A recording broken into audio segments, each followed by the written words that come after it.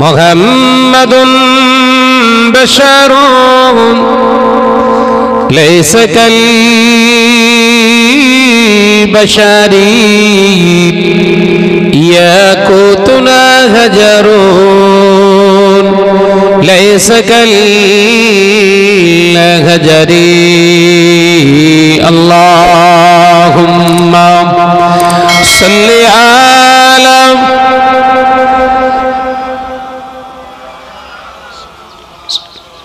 ওয়া আলা আলি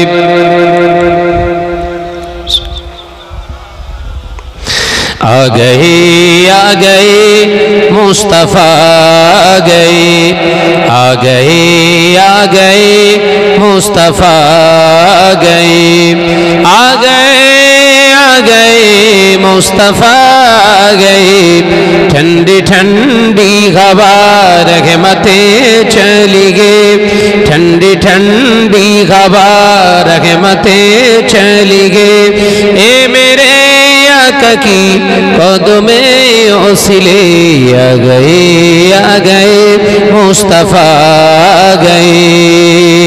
अल्लाहुम्मा सल्ली आला এই মনিটরটা কমা করছি উপরে এই মনিটরটা কমিয়ে দাও ওয়া আলা আলি ज़मीनो आसमां जिसी के लिए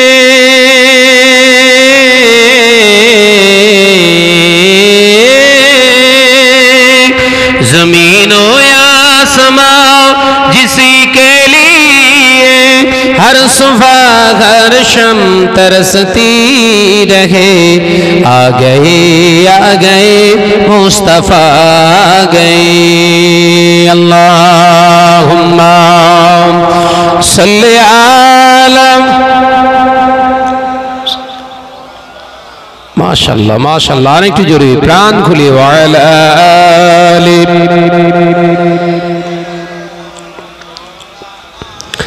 قال الله تعالى في كلامه المجيد الفرقان الحميد يا أيها الذين آمنوا اتقوا الله حق تقاته ولا تموتن إلا وأنتم مسلمون مخبرا وآمرا وما خلقت الجن والإنس إلا ليعبدون قال رسول الله صلى الله عليه وسلم لا يؤمن أحدكم حتى أكون أحب إليه من ماله وأهله والناس أجمعين قال النبي صلى الله عليه وسلم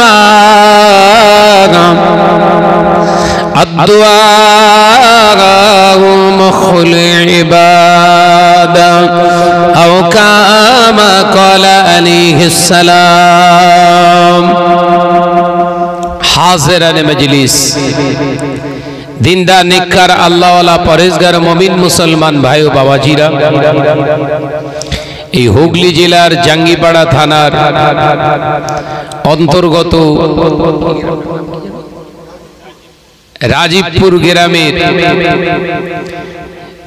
রহমতে সামিয়ানার নির্বাচিত সম্মানীয় সভাপতি মহাশয়, আমন্ত্রিত উলামায়ে কেরাম, খাস করে পূর্বে ওয়াজ নসিহত করছিলেন স্নেহ প্রতিম জনাব হযরত মাওলানা ভাই আবু আনসারী সাহেব।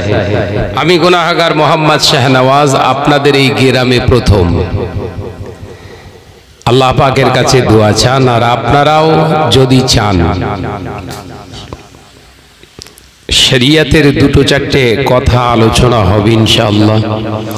আল্লাহ পাক যেন সুস্থ মস্তিষ্কে ভালোভাবে নির্ণয় করে উপস্থাপন করার এবং আমল করা আমলিয়াতের জিন্দেগি আল্লাহ তৌফিক দেন বলুন আমিন। ওয়াজ নসিহাত মুসলিম সমাজে কম হচ্ছে না, প্রচুর জলসা মাহফিল হচ্ছে। মুসলিম সমাজে জলসা জুলুস বেড়েছে, আলেম ওলামা বেড়েছে, যত দিন যাচ্ছে জলসা বাড়ছে। শুধু জলসা নয়, মসজিদ মাদ্রাসা বাড়ছে, আলেম হুজুর বাড়ছে, দাড়িওয়ালা টুপিওয়ালা বাড়ছে, হাজি বাড়ছে। কিন্তু মুসলিম সমাজে একটু খেয়াল করে দেখুন, মুসলমান কিন্তু আল্লাহ ভোলা হয়ে যাচ্ছে। কথা ঠিক না ভুল জোরে বলে? 5 ওয়াক্ত নামাজ আদায় করছে, রোজা আদায় করছে, হজ করে এসেছে, ওমরা করছে, গোল পিরাহান পড়ছে, পাঞ্জাবি পড়ছে, মাথায় টুপি আছে, দাড়ি আছে, হারামের সঙ্গে অতপ্রতভাবে সম্পর্ক জড়িয়ে আছে। কি বলছেন? যদি এই চিন্তা নিয়ে আমরা জীবন যাপন করি, শুধু ওয়াকফ অ্যামেন্ডমেন্ট বিল পাস হয়নি, আমাদের বাস্তুচ্যুত করা হবে। রাসূল বলে গেছেন, দুনিয়ার জমিনে যখন আমি আপনি আল্লাহর দেওয়া ওই কোরআনকে ভুলে যাব, রাসূলের দেওয়া রাস্তাটাকে ছেড়ে দেব, ইহুদি নাসারা বেদিন বেঈমানদের ক্যারেক্টারটা আমাদের ভিতরে ঢুকে যাবে, তখন আমার আল্লাহ ওদেরকে শাসক বানিয়ে দিয়ে আমাদেরকে দুর্বল করে মারতে স্টার্ট করবে। এটাই হলো আমাদের জন্য গজব শুরু হয়েছে। বলেন, সমাজে হাজির অভাব, আলেমের অভাব, হাফেজের অভাব, মসজিদের অভাব, মাদ্রাসার অভাব, কোনো অভাব নেই। দাড়িওয়ালা টুপিওয়ালার অভাব, প্রচুর অভাব। খোঁজ নিয়ে দেখুন, 95% সুদের আওতাভুক্ত হয়ে গেছে মুসলমান। ঠিক বলছি না? জোরে জোরে বলেন। রাজীবপুরের কি খবর? সব ঘরওয়া লোন শুরু হয়ে গেছে। সব ঘরের মহিলারা সব এক জায়গায় বসে বেগানা পুরুষের সঙ্গে প্রতি সপ্তাহে ওদেরকে মিটিং না করলে ঘুম হয় না। ভুল বলে ফেললুম বোধহয়?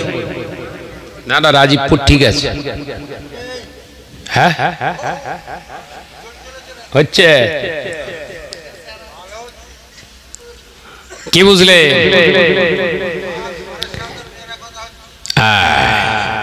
শুধু স্যারের সঙ্গে নয়, ও স্যার বলবেন না, গুনাহ হবে। ষাঁড় ষাঁড় এই সমস্ত ওয়াহিয়াতি কাজগুলো তারা করছে। ঘরের মেয়েরা বোরকা পরছে, ওই বোরকা পরাটা মনে করছে আমার পর্দা। পর্দা মানে শুধু নিজেকে ঢেকে রাখা নয়, নিজের চোখকে অবনত করা, দৃষ্টিটাকে কন্ট্রোল করা। নিজের চেহারা যেমন ঢেকে রাখা আপনার জন্য ফরজ মনে করেন, অপরের চেহারা থেকে, অপরের চেহারা দেখা থেকে নিজেকে কন্ট্রোল করবেন, সেই দিনে আপনি ফরজ আদায় করবেন পর্দা। একবার জোরে বলুন, একবার জোরে হবে না সুবহানাল্লাহ? ওই বোরকা পরে অ্যান্ড্রয়েড সেটে সিনেমা দেখবেন, ও আপনার জন্য পর্দা না, গোপাল জর্দা। কথা বুঝতে পেরেছেন তো? কি বললাম? গোপাল জর্দা, ও পর্দা হয়নি।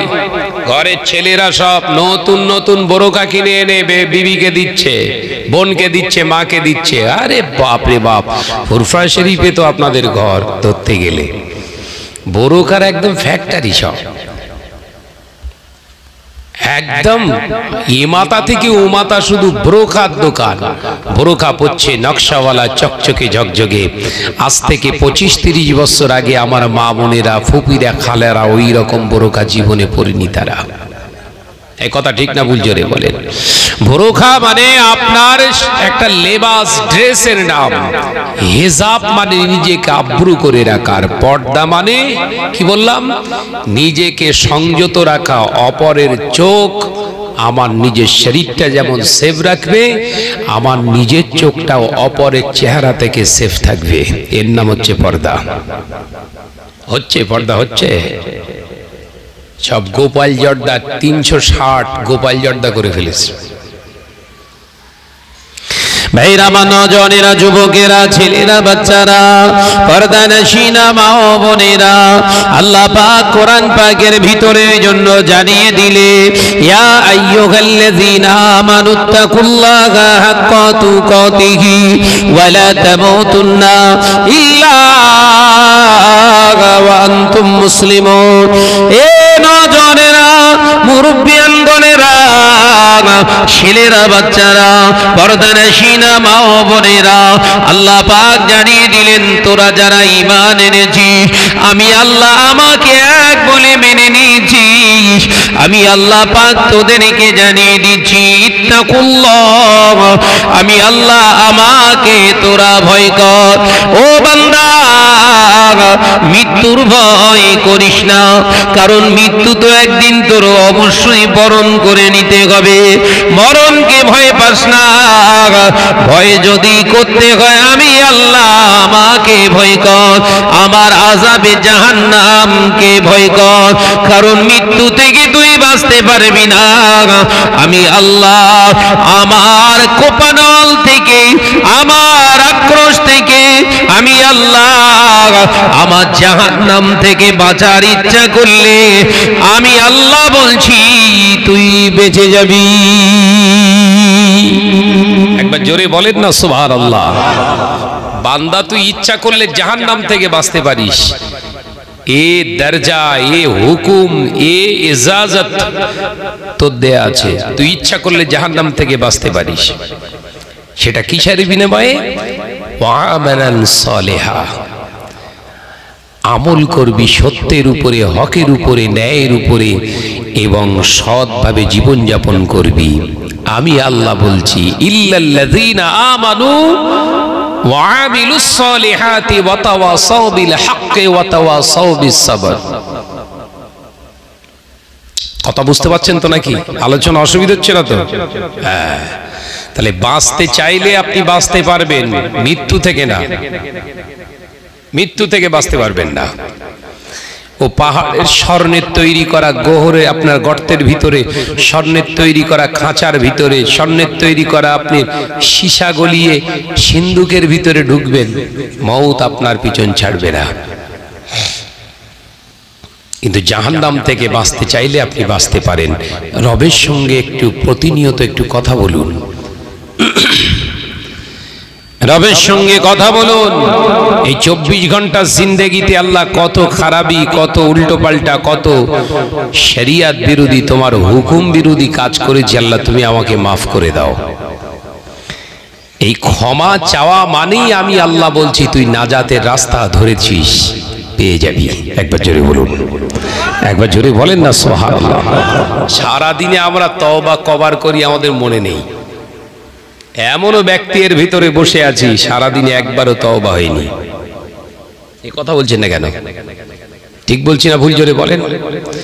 এমনও ব্যক্তির ভিতরে আমরা বসে আছি সারাদিনে একবার ইস্তেগফার করতে হবে আমাদের মনে নেই। ভাইরা, মা, নজনেরা, যুবকেরা, ছেলেরা, বাচ্চারা, পর্দানশীনা মা ও বোনেরা, আল্লাহ নবী দো জাহানের বাদশাহ হাবিবুল্লাহ নবী জনাবে মুহাম্মদুর রাসূলুল্লাহ সাল্লাল্লাহু আলাইহি ওয়াসাল্লাম জানিয়ে দিলেন, লাহামুন হারামা লা ইয়াদখুলুল জান্নাহ। জাহান্নাম থেকে যদি বাঁচতে চান, আল্লাহ নবীর হাদিসগুলোকে ভালো করে মূল্যায়ন করুন। আল্লাহ নবী জানিয়ে দিলেন, লাহামুন হারামা লা ইয়াদখুলুল জান্নাহ। হারাম কেউ যদি খাবার খেয়ে থাকে, ওই হারাম খাওয়ার কারণে শরীরে যে গোশতটা তৈরি হয়, ওই গোশতটা কোশ্চিনকালে বেহেশতে যাবে না। তাহলে জান্নাতি যদি হতে চান, হারাম খাওয়া থেকে পরহেজ করুন। বাঁচতে চাইলে বাঁচা যাচ্ছে না, যায় না? কথা বলছে না কেন? দাদা পীর সাহেব কেবলা রাহমাতুল্লাহ আলাইহি এমনি আল্লাহর ওলি হয়নি, শুধু আলেম বলে ওলি হয়েছিল না। যতটা এলেম আল্লাহ দিয়েছিলেন সেই এলমিয়াতের উপরে ইস্তেকামাতে আমাল, বুঝতে পারছেন তো নাকি?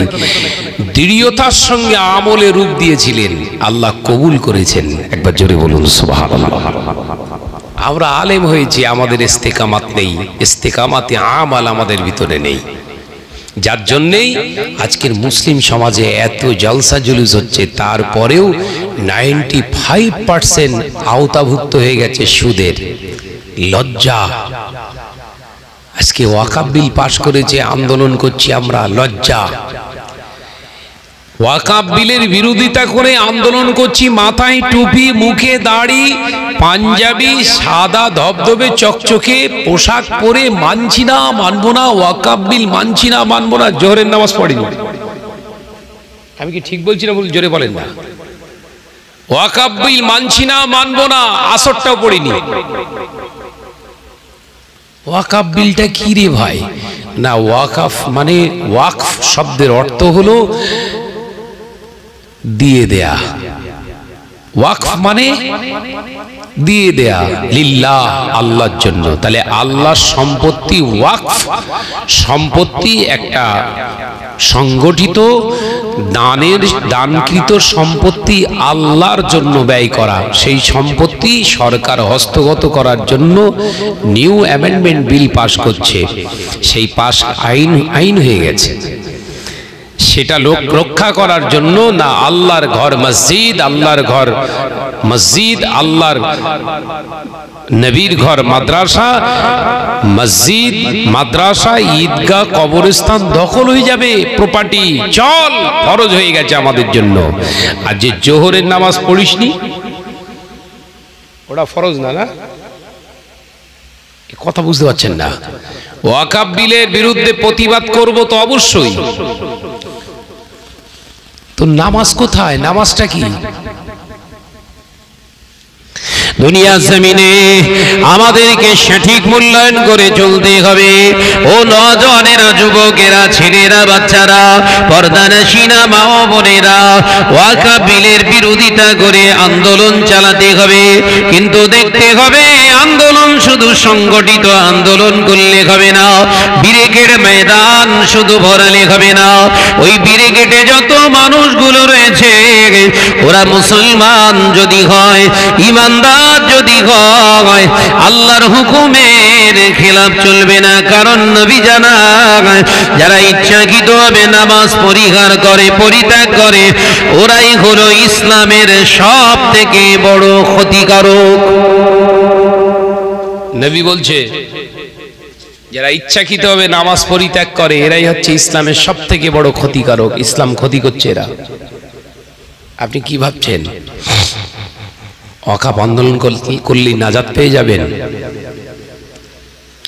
আল্লাহ নবী সাহাবীরা দয়ার নবীর সামনে দাঁড়িয়ে আল্লাহ নবী বললেন, বাবা সাহাবীরা, ও আমার সাহাবারা, জিহাদের ময়দানে ডাক এসেছে, চলো। সাহাবায়ে কেরামেরা কোনো কথা বললেন না। সমস্ত সাহাবায়ে কেরামেরা গুছিয়ে নিলেন, জিহাদের ময়দানে যাবে। আল্লাহ নবী নেতৃত্বে জিহাদের ময়দানে চলে গেলেন। তাবুকের ময়দানে জিহাদ, বীর বিক্রমে জিহাদ হচ্ছে। আমার নবী পাক সাল্লাল্লাহু আলাইহি পরিচালনা করছেন। হঠাৎ নাযালা বিহি জিবরাইল আলাইহিস সালাম এসে হাজির। আসসালামু আলাইকা ইয়া রাসূলুল্লাহ, হাবিবাল্লাহ। হুজুর, আল্লাহ নবী সালামের জবাব দিয়ে বললেন, ইয়া আখি জিবরিল আমিন, কাইফা, কি ব্যাপার? হযরত জিবরাইল আলাইহিস সালাম বললেন, ইন্নাস সালাতা কানাত আলাল মুমিনিনা কিতাবাম মাওকুতা। ইয়া রাসূলুল্লাহ, ইয়া হাবিবাল্লাহ, হুজুর, জিহাদের ময়দানে আপনি আছেন, জিহাদে ব্যস্ত আছে, মুসলমানেরা জিহাদ করছে, ওটা যেমন আল্লাহর হুকুম। ইয়া রাসূলুল্লাহ, হাবিবাল্লাহ, ইন্নাস সালাতা কানাত আলাল মুমিনিনা কিতাবাম মাওকুতা। ইয়া রাসূলুল্লাহ, হাবিবাল্লাহ, নামাজের ওয়াক্ত চলে যাচ্ছে। আল্লাহ বলছে, নিশ্চয় নামাজকে মুমিনদের উপরে ফরজ করেছি সময়ের উপরে। ইয়া রাসূলুল্লাহ, হাবিবাল্লাহ, নামাজের ওয়াক্ত চলে যাচ্ছে, জিহাদের ময়দানে আপনি নামাজটা আদায় করে নিন। একবার জোরে হবে না? জিহাদের ময়দানে নামাজ পড়তে বলছি, এর আন্দোলনের ময়দানে নামাজ নেই। আলোচনা বুঝতে পারছেন তো নাকি? আন্দোলন করা তোমার জন্য যদি ফরজ হয়ে থাকে, নামাজ পড়াটা কি? নামাজ পড়াটাও তো ফরজে আইন, আল্লাহর হুকুম। আল্লাহর ঘর মসজিদ কি হয়? নামাজ হয়। তা তুই নিজে নামাজ পড়িসনি, মসজিদ হেফাজত করে কি করবি? কথা বুঝতে পারছেন না? মসজিদে কি হয়? নামাজ হয়। তুই নামাজ পড়িস না? নামাজ পড়ি না। মসজিদ হেফাজত তোর দ্বারা হবে না। শরিয়তের কোনো বিধান নেই। বেনামাজি কখনো মসজিদের হেফাজতকারী হতে পারে না। আত্মসমীক্ষার আলোচনা করছি বলো, পর সমালোচনা করতে ভালোবাসি না। মসজিদের হেফাজত তো সেই করবে যে মসজিদের রক্ষণাবেক্ষণের দায়িত্ব নিয়ে নিজের শরীরের রক্ষণাবেক্ষণ, রবের পাঠানো বিধানের রক্ষণাবেক্ষণ করবে। এই সেই প্রকৃত বান্দা।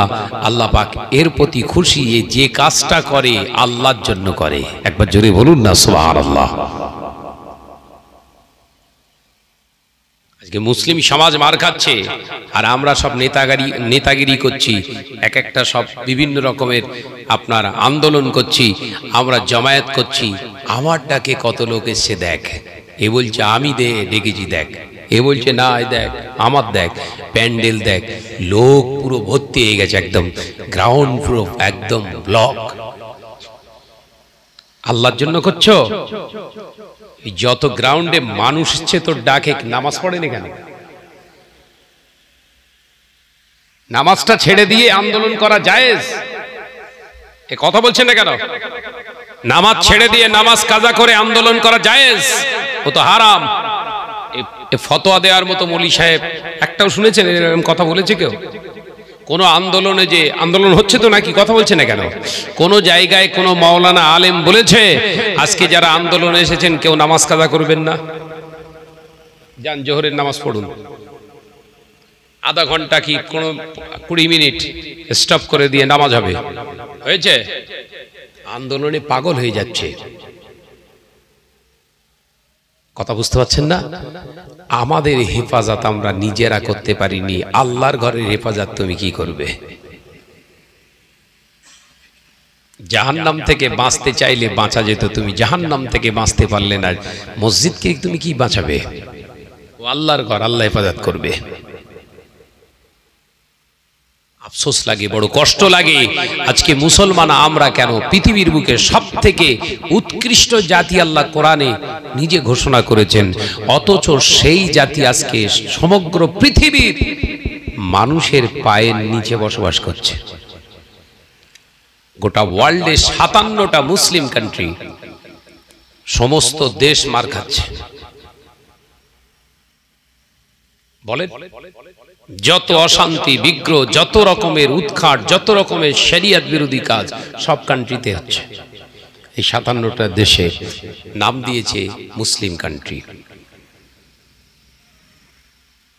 ভাইরা, নজনেরা, যুবকেরা, ছেলেরা, বাচ্চারা, পর্দানাশীনা মা ও বোনেরা, আল্লাহ পাক আল্লাহ তাআলার ফেরেশতাকে পাঠিয়ে দিয়ে নবীকে স্মরণ করিয়ে দিচ্ছে, হাবিব হাবিব আপনি নামাজটা আদায় করে নিন। নামাজ কেন আদায় করবেন জানেন? আপনি নামাজের মুসাল্লায় দাঁড়িয়ে যাবেন, আল্লাহর সঙ্গে কথা বলবেন। ও বাবাজিরা, আসসালাতু মিরাজুল মুমিনিন, নামাজ হচ্ছে মুমিনদের জন্য আল্লাহর সঙ্গে বান্দার সাক্ষাতের মাধ্যম। একবার জোরে হবে না সুবহানাল্লাহ? আল্লাহর সঙ্গে আলোচনা করুন, আল্লাহর সঙ্গে আলোচনা করুন। আল্লাহ কোরআন পাকের ভিতরের জন্য জানিয়ে দিলেন, ইয়া আইয়ুহাল্লাযীনা আমানুস্তাঈনু বিস-সাবরি ওয়াস-সালাহ ইন্নাল্লাহা মা'আস সাবিরিন। ও নজনেরা, রাজীবপুরে মুসলমানেরা, আল্লাহ বললেন যা কিছু চাইবি তুই নামাজের মুসাল্লায় দাঁড়িয়ে যাও। আমি আল্লাহ বলছি ইস্তাঈনু বিস-সাবরি ওয়াস-সালাহ, সহনশীলতা অবলম্বন কর। আমি আল্লাহ পাক বলছি সবর ইনকিসারি কর। আমি আল্লাহ তোকে কথা দিলাম, ইন্নাল্লাহা মা'আস সাবিরিন, নিশ্চয় আমি আল্লাহ সবরকারীদের সঙ্গে। একবার জোরে বলেন, নামাজ নেই, সবর নেই, তুই কি করবি আন্দোলন করে? আল্লাহ বলছে চাওয়ার স্থান হচ্ছে কোথায়? নামাজের মুসাল্লা। চাওয়ার জায়গা কোথায়? নামাজের মুসাল্লা। সেই নামাজের মুসাল্লা ছেড়ে দিয়ে ময়দানে ঘুরলে হবে? হবে? আল্লাহর সঙ্গে আগে কথা বলতে শিখুন। আল্লাহ নবী বললেন, ও ভাই জিবরিল আমিন, এখানে নামাজটা কি করে হবে? আমরা যদি জিহাদের ময়দানে নামাজে দাঁড়িয়ে যাই, কাফেরেরা আমাদেরকে জানে মেরে দেবে। আল্লাহ পাক আল্লাহ তাআলার ফেরেশতাকে জানিয়ে দিলেন, হাবিবকে বলে দিন, হাবিবও চিন্তা যেন না করে, নামাজ আজকে আদায় করতেই হবে, নামাজটা যেন ছেড়ে না যায়, জিহাদও চলবে, নামাজও চলবে। ইয়া রাসূলুল্লাহ, ইয়া হাবিবাল্লাহ, আমি হযরত জিবরিল আমিন জানিয়ে দিচ্ছি, টেনশন নেবেন না, আপনি জিহাদের ময়দানে একা নন, আমার আল্লাহ আপনার সঙ্গে আছে। একবার জোরে বলেন, আল্লাহ আমাদের সঙ্গে আছে। আল্লাহ আমাদের সঙ্গে আছে। আজকে কোটি কোটি এই ভারতবর্ষে প্রায় কিছু না হলে 28 থেকে 29 কোটি মুসলমান বসবাস করছে। আজি আছে, মাওলানা আছে, মুফতি আছে, আবেদ সাহেব আছে, পীর সাহেব আছে, পীরজাদা আছে, মুবাল্লেগ আছে, আমির সাহেব আছে, বলেন না, দাড়িওয়ালা, টুপিওয়ালা, মুসল্লি, নামাজি, সবাই মিলে দোয়া চাচ্ছি তো। কথা বলছেন না কেন? আল্লাহ আমাদের হেফাজত করো। হেফাজত হচ্ছে না, মার আরো বাড়ছে। বল না রে বাবা, মার বাড়ছে না হেফাজত হচ্ছে? কোনটা বলেন? বাড়ছে। তার কারণ সব জায়গায় গন্ডগোল। কি গন্ডগোল? খাওয়া থেকে শুরু করে পড়া পর্যন্ত, পড়া থেকে শুরু করে যাওয়া আসা পর্যন্ত, যাওয়া আসা থেকে শুরু করে শোয়া থেকে ঘুমানো পর্যন্ত, টোটালটাই হারামিয়াতের জিন্দেগি। হালাল বলে কিছু নেই। আছে একটা উদাহরণ দিই, ফতোয়ার কিতাব। যদি কোনো ব্যক্তি লোন নিয়ে সুদে টাকা নিয়ে যদি ঘর বানায়, কিয়ামত পর্যন্ত ওই ঘরে যতদিন ঘুমাবেন জাহান্নামের ভিতরে ঘুমাচ্ছেন। হোম লোন নিয়ে সব ঘর করছে, এখন করছে তো নাকি? ওখানে নামাজ পড়লে নামাজ হবে না, আপনার কোরআন তেলাওয়াত করলে কোরআন তেলাওয়াত হবে না, ওখানে ইবাদত বান্দিগি নেই। আপনি দিব্য বন্ধন থেকে টাকা তুলে, মহিলা সমিতিতে টাকা তুলে একদম দিব্য ফার্স্ট ক্লাস একটা ঘর করে ফেললেন, চকচকে ঝকঝকে একদম ঘর। আবার ওই ঘর উদ্বোধনের দিনে, সূচনার দিনে আমাদের মতো সব হুজুর, হাইব্রিড হুজুর সব ডেকে হুজুর দোয়া করেন, একদম খাস করে লম্বা একটা দোয়া মেরে দিলুম, একে দোয়ায় একদম বেহেশতের বাগান হয়ে গেছে। ঠিক বলছি তো? হ্যালো, আমাদের রুচিটা কোথায় যাচ্ছে? ভাইরামা, নজরেরা, মুরব্বিয়ান গণেরা, ছেলেরা, বাচ্চারা, পর্দা নাশিনা মা ও বোনেরা, আমি আপনাদের আলোচনা বোঝাতে চেয়েছিলাম, আমার নবীকে আল্লাহ পাক নামাজ স্মরণ করিয়ে দিচ্ছে। সাহাবায়ে কেরামদেরকে নবী বললেন, ও আমার সাহাবীরা, তোমরা দুটি ভাগে বিভক্ত হয়ে যাও, একটা ভাগ জিহাদ করবে আর একটা ভাগ আমার সঙ্গে নামাজে দাঁড়িয়ে যাবে।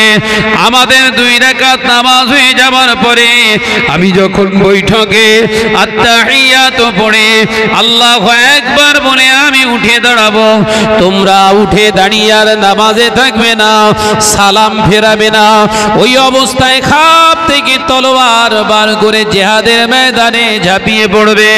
ও আমার সাহাবীরা, তোমরা যারা জিহাদের ময়দানে জিহাদ করছো, তোমরা তলোয়ার ছেড়ে দিয়ে আবার আমার পিছনে নামাজে দাঁড়িয়ে যাবে। আমি নবী হুজুর আকরাম সাল্লাল্লাহু আলাইহি ওয়াসাল্লাম আমি বাকি 2 রাকাত নামাজ কমপ্লিট করব, তোমরা পিছনে যারা আছো তোমরা আবার 2 রাকাত নামাজ আদায় তোমাদের হলো। আমি যখন সালাম ফেরাবো তোমরা উঠে দাঁড়িয়ে আরো 2 রাকাত নামাজ আদায় কমপ্লিট করে নেবে, আদায় করে নেবে। তোমরা সালাম ফিরিয়ে দিয়ে জিহাদের ময়দানে তোমরা তলোয়ার ধরবে। তোমাদের যে ভাইরা 2 রাকাত নামাজ আদায় করে চলে গিয়েছিল তারা আবার জিহাদ থেকে ফিরে নামাজে দাঁড়িয়ে যাবে। কিতাবে ভিতরে এসেছে এই নামাজের সিস্টেমটা, পদ্ধতিটা দেখে কাফেরেরা ভয় খেয়ে গিয়েছিলেন। মুহাম্মাদুর রাসূলুল্লাহ সাল্লাল্লাহু আলাইহি ওয়াসাল্লাম নতুন পদ্ধতিতে জিহাদ শুরু করেছে। মুসলমানদের সঙ্গে জিহাদে পারা যাবে না, এই চিন্তা নিয়ে জিহাদের ময়দান থেকে তারা ভয়ে পালিয়ে গিয়েছিল। জোরে বলুন সুবহানাল্লাহ। জয় কিসে এলো বাপ? দুটো কৌশল তো, এক হচ্ছে অস্ত্র ধারণের মাধ্যমে, দ্বিতীয় হচ্ছে নামাজ। জিহাদের ময়দানে নামাজ মাফ হয়েছে? এ কথা বলছে না কেন? হয়েছে। এইবার আসুন, নামাজটা পড়তে গেলে আমার আলোচনা বুঝতে পারছেন তো নাকি? গঠনমূলক কিছু আলোচনা করে রেখে যাব, হাবি জাবি উল্টো পাল্টা বলবো না। যেটা দরকার রোগ ধরে ট্রিটমেন্ট করি, আল্লাহ চাইলে রোগ সারবে।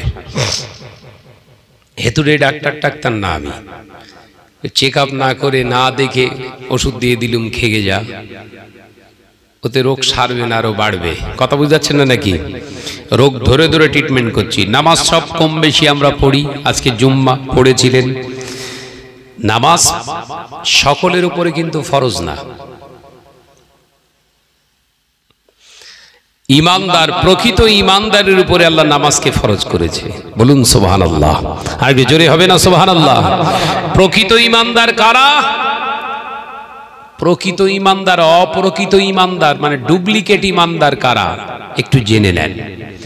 নাম্বার 1 ডুপ্লিকেট ইমানদার, নাম্বার 1 ডুপ্লিকেট ইমানদার ও বিশ্বাস করে আল্লাহ হলো আমার রব, আবার মনে মনে বিশ্বাস করে এই সরকার না থাকলে আমরা মাথা তুলে বেড়াতে পারবো না।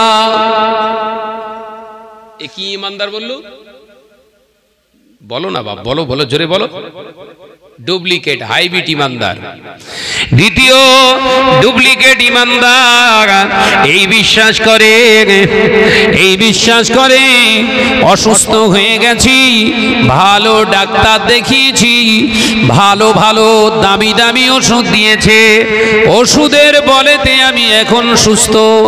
আল্লাহ নবীর হাদিস অনুযায়ী এই ইমানদার নয়, এ হলো প্রকৃত বেঈমান। ইমানদারের অভিনয় করে, তাই এর নাম ডুপ্লিকেট ইমানদার। এরকম আছে না? ওষুধটা খুব দামি ওষুধ, ভালো ওষুধ দিয়েছে বলি তো আমি চাঙ্গা আছি, ওর ইমান নেই। ইমানদারের কথা হবে আল্লাহ পাকের অশেষ মেহেরবান, এই ওষুধের ওসিলাতে আল্লাহ আমাকে ভালো রেখেছে, আপনি ইমানদার। একবার জোরে বলুন না সুবহানাল্লাহ। কিন্তু এরকম বলি আমরা, কি বলি? কি গো চাচা, ভালোই তো বেশ ঘুরছ, ভালোই তো বেশ চলাফেরা করছ, সুস্থ তো মাশাআল্লাহ হয়ে গেছো। তাহলে মাশাআল্লাহ বলিস নি, এমন ডাক্তার দেখাচ্ছি না চাঙ্গা চাঙ্গা ওষুধ দিচ্ছে, ওষুধের বলে বেঁচে আছে। এরকম আছে না? জোরে বল না রে বাপ। দাঁড়িয়ে আছে বলো, নামাজ পড়ে, ডুপ্লিকেট। ভাইরা আমার, নওজওয়ানেরা, যুবকেরা, ছেলেরা, বাচ্চারা, পর্দানশীনা মা ও বোনেরা, শুনে রেখে দিন, জেনে রেখে দিন, আল্লাহ নবী তো জানে বাদশাহ হাবিবুল্লাহকে, নবী জনাবে মুহাম্মদুর রাসূলুল্লাহকে সাল্লাল্লাহু আলাইহি ওয়াসাল্লাম পাক জবানে জানিয়ে দিলেন, ও বাবা সাহাবীরা, এমন একটা দিন আসবে, সময় আসবে, যেদিনে দেখতে পাওয়া যাবে আমার উম্মতদের নামাজ থাকবে, রোজা থাকবে, হজ থাকবে, যাকাত থাকবে, বড় বড় নকশাওয়ালা মসজিদ তারা বানাবে, মসজিদ ভর্তি মুসল্লি পাওয়া যাবে, আল্লাহকে ভয় করনে বলা মুসলমানের অভাব হয়ে যাবে। আল্লাহ নবী সাহাবীরা প্রশ্ন করলেন, মানাহা উলাই ইয়া রাসূলুল্লাহ, হাবিবাল্লাহ, হুজুর ওরা কারা, ওদের পরিচয় এটা একবার দেন। আল্লাহ নবী বললেন, অলির রেবা, ওরা হলো সুদের লেনদেনকারী। আল্লাহর ভয় থাকবে না, টুপি দাড়ি নামাজ সব থাকবে, ভেতরে কি থাকবে না? আল্লাহর ভয়। নামাজ পড়বে, হজ করবে। মানুষ এত পরিমাণে হজ আর উমরা করছে ধারণা করতে পারবেন না। 2019 সালে যখন আমি উমরায় গেছি, আল্লাহ নিয়ে গিয়েছিলেন রমজান মাসে, 43 লক্ষ মানুষ উমরা করেছে। কত? 43 লক্ষ। 2023-এ ফরজ হজে গেলাম, 26 লক্ষ মানুষ ফরজ হজ করেছে। হজ থেকে ফিরে এসে আবার উমরাতে গেলাম রমজান মাসে, ওই বছরই 1,43,00,000 মানুষ উমরা করেছে। কত? 1,43,00,000 মানুষ রমজান মাসে। এই বছর গিয়েছি, সৌদি হিসাব বলছে 2,02,50,00,000 মানুষ এবার উমরা করেছে। কত বললাম? তাহলে হাজি বাড়ছে তো, উমরাকারী বাড়ছে তো। রাসূলের হাদিসটা বাস্তবায়িত হচ্ছে, দেখেন কিরকম। দাড়ি আছে, টুপি আছে, উমরা আছে, হজ আছে, ভয় নেই, আল্লাহর ভয় নেই। ভাইরা বা নজনেরা, যুবকেরা, ছেলেরা, বাচ্চারা, পর্দানশীনা মা ও বোনেরা, কালো সোনা বুঝুন, আল্লাহ নবী দয়ার নবী রাহমাতাল লিল আলামিন জানিয়ে দিলে, ও আমার সাহাবীরা শুনে রেখে দাও, জেনে রেখে দাও, ওই সময় মুসলমানেরা সুন্দর সুন্দর কালারওয়ালা মসজিদ বানাবে, নকশাওয়ালা মসজিদ বানাবে। আমি নবী জানিয়ে দিলাম, মসজিদের আমানত থাকবে না। আল্লাহ নবী পাক জবানে জানিয়েছেন, বাবা সাহাবীরা মসজিদের আমানত থাকবে না। সাহাবায়ে কেরামেরা বললেন, হুজুর মসজিদের আমানতটা কি? আল্লাহ নবী বললেন, মসজিদের আমানত হলো তিনটি। এক নাম্বার আমানত হলো মসজিদের যে জায়গায় মসজিদ নির্মাণ হবে, ওই জায়গাটা মেরে নেওয়া, কেড়ে নেওয়া জায়গায় হবে, দখল করা জায়গায় মসজিদ বানাবে উম্মতেরা, যেটা আমি রাসূলুল্লাহ হারাম করেছি।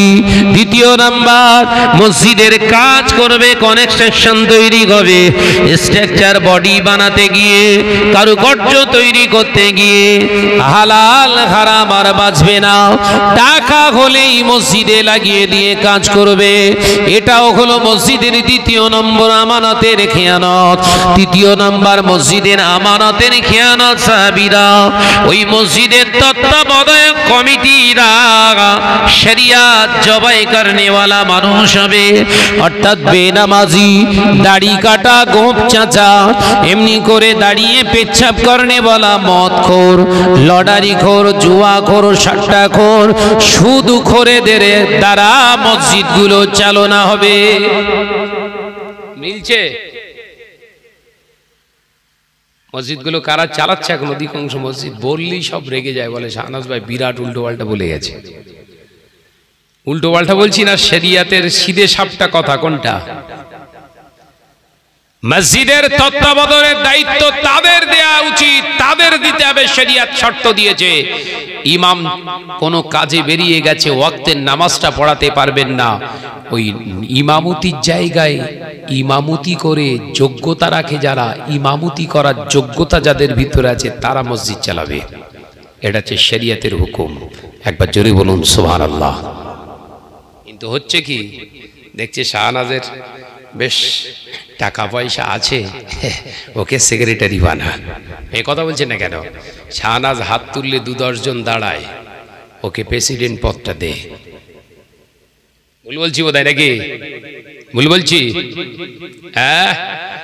আর বেশ টাকা পয়সা বেশ ভালো খরচা করতে পারে, আনলিমিটেড, ওকে ক্যাশিয়ার বানা। কে এসে না, ওই শাহনাজকে বানা। শাহনাজ কি করে? লটারি কাটে। অধিকাংশ মসজিদ সব এরকম সর্বনা। আপনাদের রাজীবপুরের কথা ছাড়েন, ভালো আল্লাহর রহমে সব ঠিক আছে। মসজিদগুলোকে খানে খারাপে দিয়ে মসজিদ বাজাচ্ছ, ওয়াকাফ আন্দোলন করতে যাচ্ছ, খানে খারাপে দিয়ে দিয়েছো তুমি, মসজিদের আমানত নষ্ট করে ফেলেছো। ঠিক বলছি না ভুল? জোরে বলেন। শরিয়াতের বিধান মানুন, মসজিদ চালান, মসজিদের হেফাজতের আল্লাহ দায়িত্ব নিয়ে নেবে। একবার জোরে বলুন সুবহানাল্লাহ। তাহলে হাইব্রিড ঈমান নিয়ে নামাজ পড়লে নামাজ হবে না। হাইব্রিড ঈমানের দুটো উদাহরণ দিয়েছি, আরেকটা দেবো। সাংবাদিক বলছে আবহাওয়া দপ্তর থেকে আগামীকাল ঝড় বৃষ্টি হতে পারে। আগামীকাল ঝোড়ো হাওয়া সহ বৃষ্টি হতে পারে। কলিকাতা আবহাওয়া দপ্তর আলিপুর জানিয়ে দিয়েছে হতে পারে। সলিমুদ্দিনের বেটা বলছে এই ধান কাটিসনি, কালকে বলো ঝড় আর বৃষ্টি হবে। কি ইমানদার এটা? বলো। হাইব্রিড। এ যদি নামাজ পড়ে কপাল ফাটিয়েও ফেলে, এর ইবাদত আল্লাহর দরবারে কবুল হবে না। এইরকম সব ঈমান আমাদের ভেতরে আছে। আমি বলছি মেপে নেন। আবহাওয়া দপ্তর বলিনি যে হবেই, গ্যারান্টি দেয়নি, হতে পারে। তার মানে 50-50। আর এ সলিমুদ্দিন গরুখোর কি বলছে? ধান পান কাটিসনি, কালকে বৃষ্টি হবে। ইমানের 12টা বেজে গেল। ভাইরা, আমার নজনেরা, যুবকেরা, তাহলে কংক্রিট আপনার ভিতরে ইমানটা রাখতে হবে। আল্লাহ চাইলে বৃষ্টি হতে পারে, আবার আল্লাহ না চাইলে না হতে পারে। ও বাবাজিরা, ইমানটা আপনার মজবুত হয়ে গেছে। এরপরে দ্বিতীয় কাজ হলো আপনার শরীরটাকে পবিত্র করা। শরিয়ত বলছে, শরিয়ত আপনাকে জানায়, দ্বিতীয় নাম্বার আপনার উপরে করণীয় হলো আপনার শরীরটাকে পবিত্র রাখুন। আমাদের ঘরের নওজোয়ান যুবক ছেলেরা মনে করে শরীরটা পাক রাখা মানে গোসল করলে, ওযু করলে হয়ে যাবে। না, মুসলমানের ভিতরে কিছু বাকি আছে যেটা এতদিন জানতিস না, আমি বলে দিয়ে যাচ্ছি। শুনে রেখে দেন, জেনে রেখে দেন। বগলের অবাঞ্ছিত লোম, নাভির নিচের অবাঞ্ছিত লোম যদি 30 দিনের বেশি রয়ে যায়, তোর শরীর, গোটা শরীরটা যদি গোটা লাইট বয়ের সাবান দিয়ে ধুয়ে পরিষ্কার করে ফেলিস, তোর শরীরটা এখনো পর্যন্ত নাপাক। এই কথা বুঝতে পারছেন তো নাকি? বগলের নিচে আর নাভির নিচের অবাঞ্ছিত লোমগুলো 30 দিনের ভিতরে সাফ করতে হবে। এটা শরিয়তের বিধান। একটা লোম থাকলে 1 টাকা বিরা গুনাহ। যারা এই সাফাই করে না, গা ধাপ দিয়ে গেলে বোঝা যায় যন্ত্র যাচ্ছে। এত দুর্গন্ধ গা থেকে বেরোয়, কথা বলছে না কেন? গা ধাপ দিয়ে গেলেই বোঝা যাবে। যেমন দেখেননি ওই ছাগলের, বকরির উল্টোটা কি? গা ধাপ দিয়ে গেলে বোঝাল, শোকা লাগে, ভুরভুর করতেছে একদম। পাশ দিয়ে গেলেই বোঝা যাবে। এও সে ওই রকম। বুঝতে পেরেছেন? রাগ করছেন? কিচ্ছু করার নেই, শেখার জায়গা, শিখুন। শরীর পবিত্র করতে শিখুন। মরে গেলে তো গোসল দিয়ে দেবে। গোসলের 3টে ফরজ, মরে গেলেই ফরজ গোসল হয়? ও তো মনে বুঝ দেওয়া গোসল হয়। মরে যাওয়ার পর মানুষ মরে গেলে কি গোসল দেয়? ফরজ গোসল দেয়? ঘোড়ার ডিম। গোসলের 3টে ফরজ। 1 নম্বর ফরজ তো মুখে পানি দেওয়া, 2 নম্বর ফরজ তো নাকে পানি দেওয়া। মুখে গড়গড়া করায়? আপনার দিকে করায় বোধ হয় নাকি? মরে গেলে গড়গড়া করায়?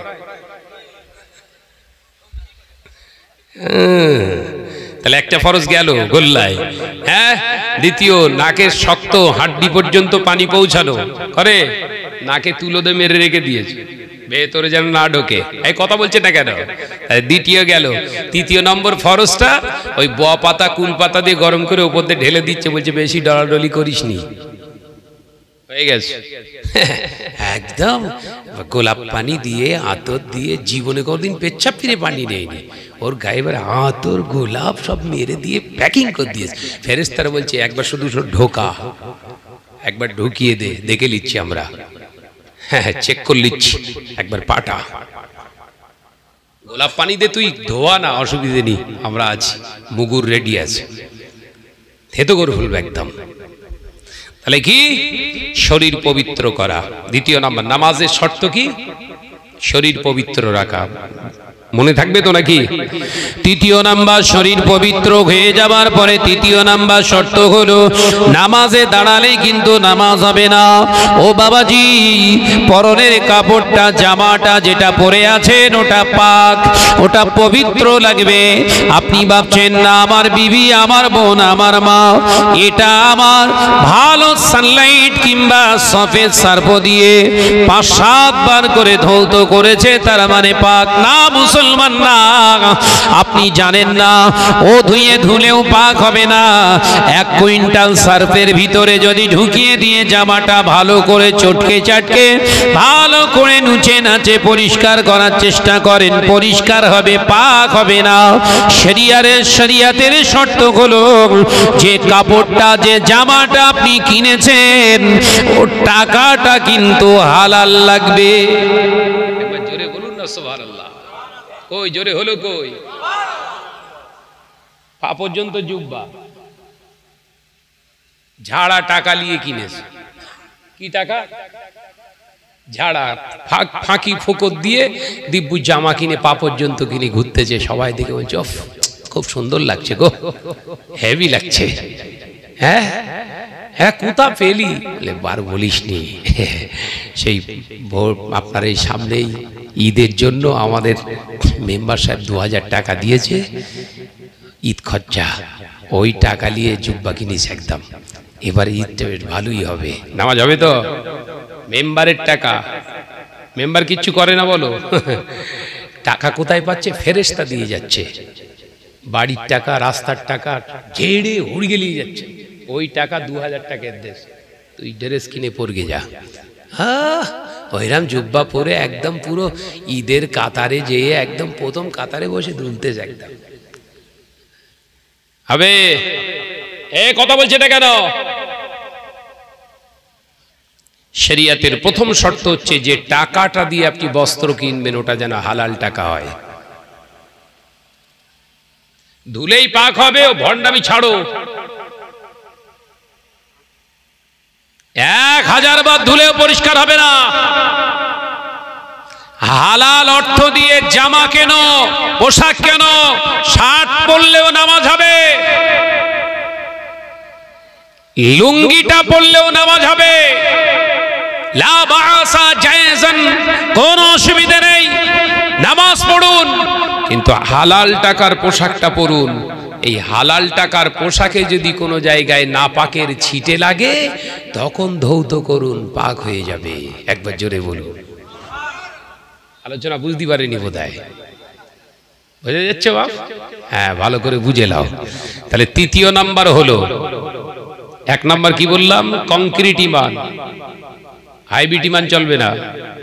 দ্বিতীয় নাম্বার কি বললাম? শরীর পবিত্র, শরীর শুধু ধুলে পাক হবে না।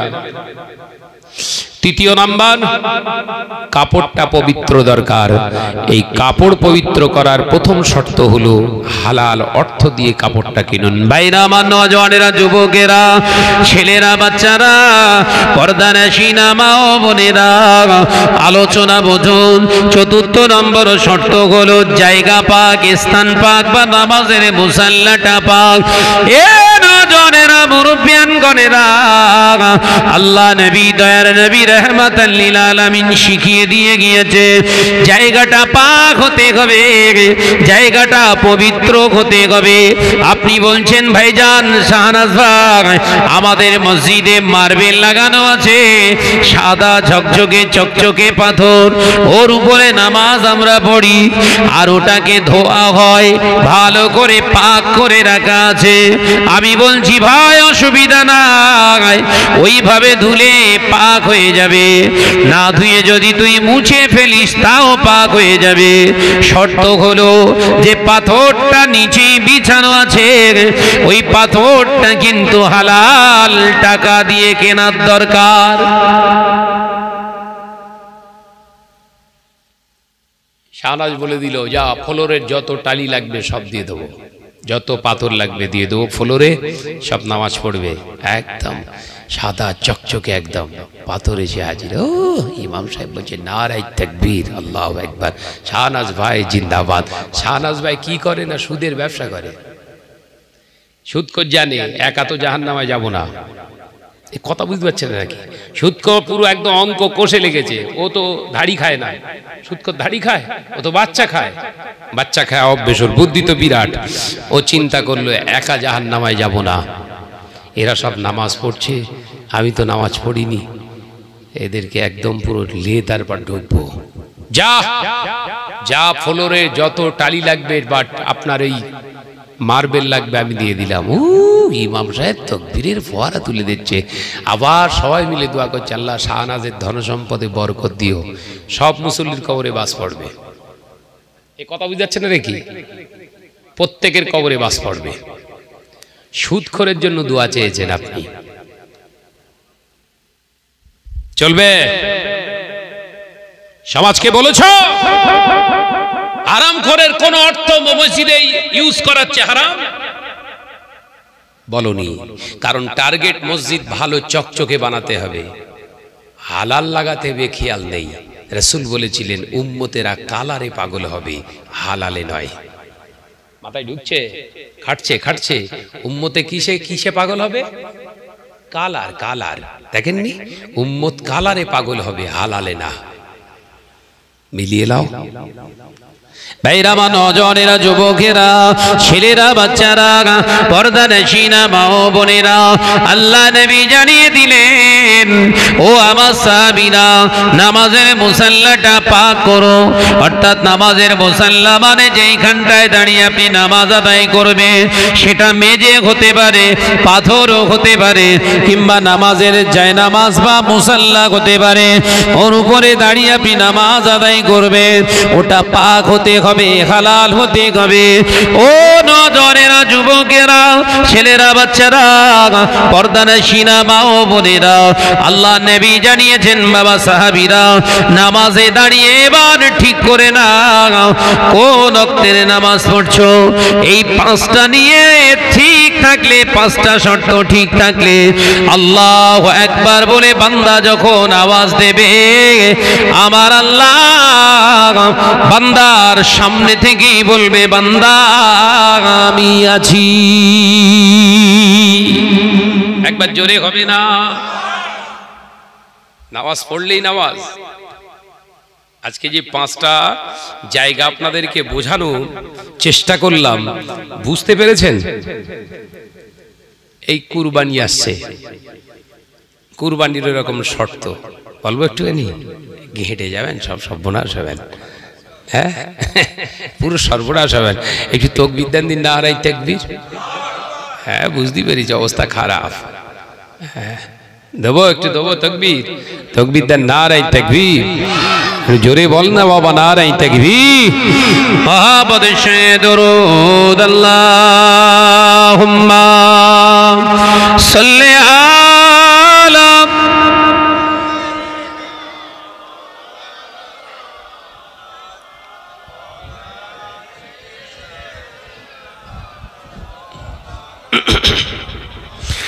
একদিন তোমারি নাম মসজিদে হবে এলান, একদিন তোমারি নাম মসজিদে হবে এলান। তৈরি থেকো, তৈরি রেখো কবরের মাল সামান। একবার জোরে বলবেন না সুবহানাল্লাহ? আরো জোরে হবে না সুবহানাল্লাহ? একদিন তোমারি নাম মসজিদে হবে এলান। আল্লাহুম্মা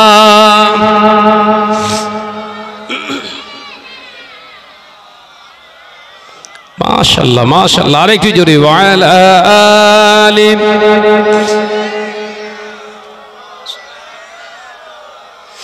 বন্ধু স্বজন আত্মীয় পরিজন পরিয়ে তোমার নতুন কাফন, বন্ধু স্বজন আত্মীয় পরিজন নিয়ে যাবে ওই কবরে, থাকবে না কেউ আপন। একদিন তোমারই নাম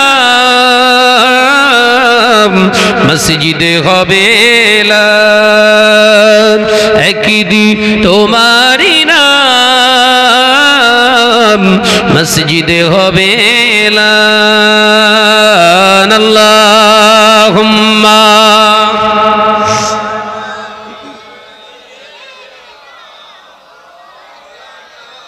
মাশাআল্লাহ মাশাআল্লাহ, আর মুহাব্বতের সঙ্গে ওয়ালা আলি।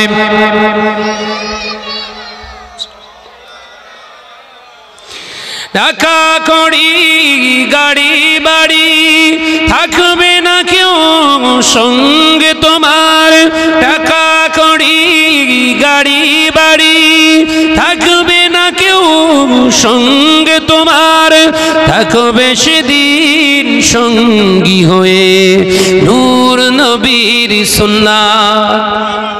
একবার জোরে হবে না, আর একটু জোরে হবে না? থাকবে সেদিন সঙ্গী হয়ে নূর নবীর সুন্নাত। আজরাইল এসে যাবে, আজরাইল এসে যাবে, জানটা নিয়ে চলে যাবে। পরনের কাপড়টা, জামাটা, হাতের ঘড়ি, আঙ্গুটি সব পড়ে রয়ে যাবে। হঠাৎ মাইকে এলান হয়ে যাবে, শাহনাজ ভাই ইন্তেকাল হয়ে গিয়েছে, আগামীকাল জোহর বাদ জানাজা সম্পূর্ণ হবে।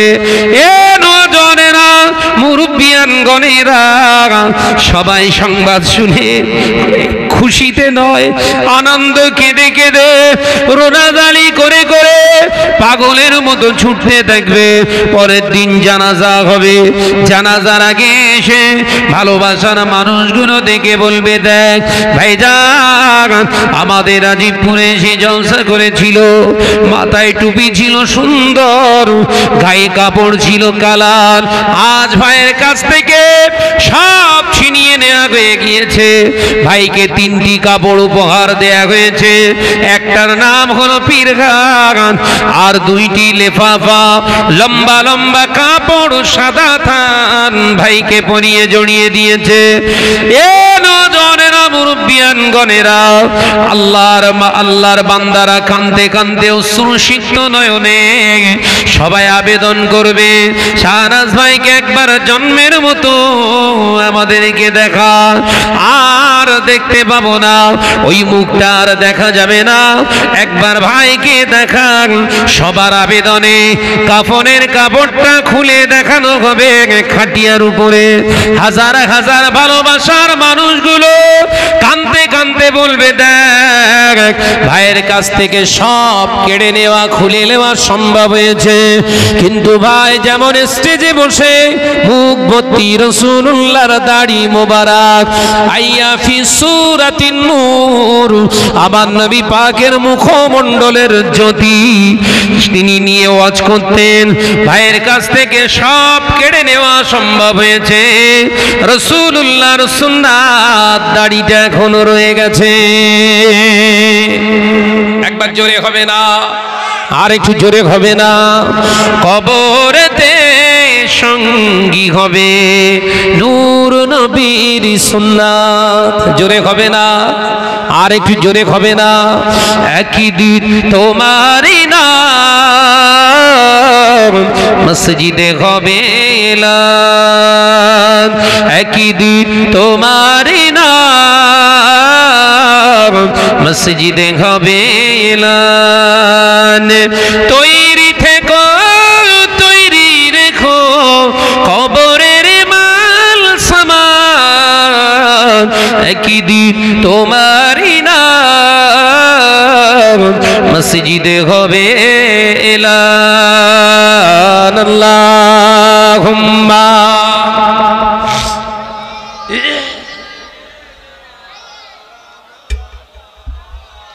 আর একটু জোরে পড়ি, ওয়ালা আলি।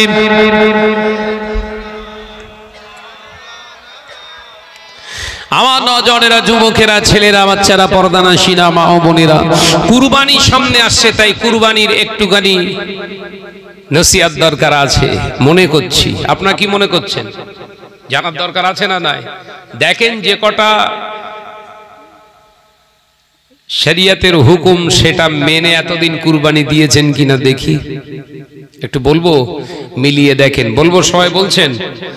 এক নাম্বার শরিয়তের শর্ত হলো যে কুরবানিটা আপনি দেবেন, ওই কুরবানির গরু বা পশু, আপনার ছাগল কিংবা বকরি, উট যাই কেনেন না কেন, শরিয়তের প্রথম শর্ত হলো টাকাটা হালাল হওয়া লাগবে। এক নাম্বার টাকা, দু নম্বর না, হালাল টাকা, আপনার মেহনতের হালাল অর্থ দিয়ে আপনি পশু ক্রয় করবেন। তালতলা হাট, এখন তো ধনপোতায় চলে এসছে, ও ঘরের কাছে একদম, 70-80 1.5 লাখ টাকার গরু কিনে নিয়ে চলে এলেন। কোন টাকায় গো? ঝাড়া টাকা না তো? হ্যাঁ, যে কিনছে ওই জানে, জানে না? হ্যাঁ, চোরের মন পুলিশ পুলিশ। কে বুঝছেন? আমি শাহনাজ কুরবানি দিই, কোন টাকায় দিই সেটা আমি তো জানি, আর জানে কে? হ্যাঁ, খেলা তো হবে ওইখানে। ভাইরা আমার, নজনেরা, যুবকেরা, দ্বিতীয় নাম্বার ভুল, এক নাম্বার ভুল হারাম টাকায় কুরবানি হয় না। দ্বিতীয় নাম্বার ভুল, অনেক জায়গা আছে, আপনাদের এদিকে আছে কি জানি না, যদি থাকে বলবেন, 5 জন মিলে কি 7 জন মিলে একটা কুরবানি দেয়, একটা পশুতে 5টা কি 7 জন মিলে কুরবানি দেয়, দেয়া জায়েজ, লা বাসা জায়েজান হালালান তাইয়্যিবা, কোনো অসুবিধা নেই, চলবে। শর্ত হলো ওই 7 জনের ভিতরে যেন একটা 2 নম্বর না ঢুকে যায়। কথা বুঝাচ্ছেন না? 6 জন ফ্রেশ টাকা দিয়েছে, আর মাঝখান থেকে একজন দিয়েছে 7,000 একটা, এমন মেরেছে একদম পুরো 6 জনা চিত, এর গুতোয় ওরা চিত। এই কথা বুঝতে পারছেন না নাকি? যে কুরবানি আর হবে না, ও বকরা হচ্ছে, গোশত খেতে পারবেন। ভাইরা আমার, নজনেরা, যুবকেরা, তৃতীয় নাম্বার ভুল, কুরবানি কিনতে গিয়ে আপনি টাকা নয়, গরুটাকে, পশুটাকে দেখে ব্যাপারীকে, গরুর মালিককে বলছেন কত, ও বলছে 50, আপনি বলছেন ভাইজান এত দাম বলবেন না, ক কেজি এতে আর গোশত আছে? এরা ওজন হয়তো বাপ, এরা 1 কুইন্টাল 30 হবে তো, 130 কেজি হবে তা? এই আন্দাজ করা হচ্ছে হারাম। শুনছেন? যে এই আন্দাজ করে অনুমান করা শরিয়তে হারাম। অর্থাৎ গরু কিনবেন, আপনার চোখে লেগে গেছে, পছন্দ হয়ে গেছে, গরুটা সুস্থ, দরাদরি, আপনি যত বেশি বার্গেনিং করেন অসুবিধে নেই, দরাদরি করতে পারেন। আবার এটা একটা ভুল ফতোয়া আছে, শয়তানের ফতোয়া, কি এক ডাকে গরু কিনতে হবে। আরে সর্বনাশ! হ্যাঁ, 35,000-এর গরু 95,000-এ কিনে নিয়ে এসছে এক ডাকে, এ অপচয়। আল্লাহ কোরআনে বললেন, ইন্নাল মুবাজ্জিরিনা কানু ইখওয়ানাশ শায়াতিন, নিশ্চয়ই যারা অপচয় নষ্ট করে এরা হচ্ছে ইবলিসের ভাই। কার ভাই? বলো বলো বলো। ইবলিসের ভাই। কুরবানি দিচ্ছেন অথচ ভাই আপনি ইবলিসের।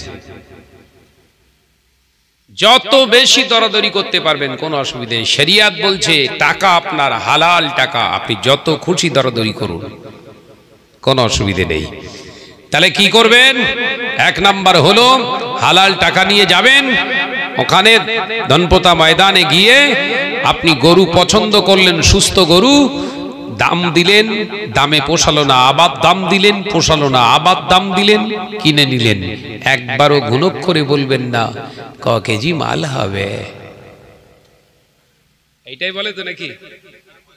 গোশত বলে না, ক কেজি মাল হবে এতে। তাহলে আপনি মালের উদ্দেশ্যে, গোশতের উদ্দেশ্যে কুরবানি দিয়েছেন, আল্লাহর জন্য নয়। ভুলগুলো শুধরেলেন। এর 3টে হলো, দেখেন না হু হু করে বেরোচ্ছে সব। 4 নাম্বার কি? এবারে গরুটা কেনা হয়ে যাবার পরে যায় একটা মোটামুটি দরাদরি করে কিনে ফেললেন। এখন ওই গরু নিয়ে আসার সময় চামড়া ব্যাপারী বলছে, ভাই সারাজ ভাই চামড়াটা আমার দিস, এইলে 500 টাকা বাইনা, এটাও হারাম। কথা বুঝাচ্ছেন না? শরিয়াতের বিধান, গরু যতক্ষণ না জবাই হচ্ছে, গরুর গা থেকে চামড়া যতক্ষণ না গোশত থেকে আলাদা হচ্ছে, ততক্ষণ বিক্রি করা হারাম।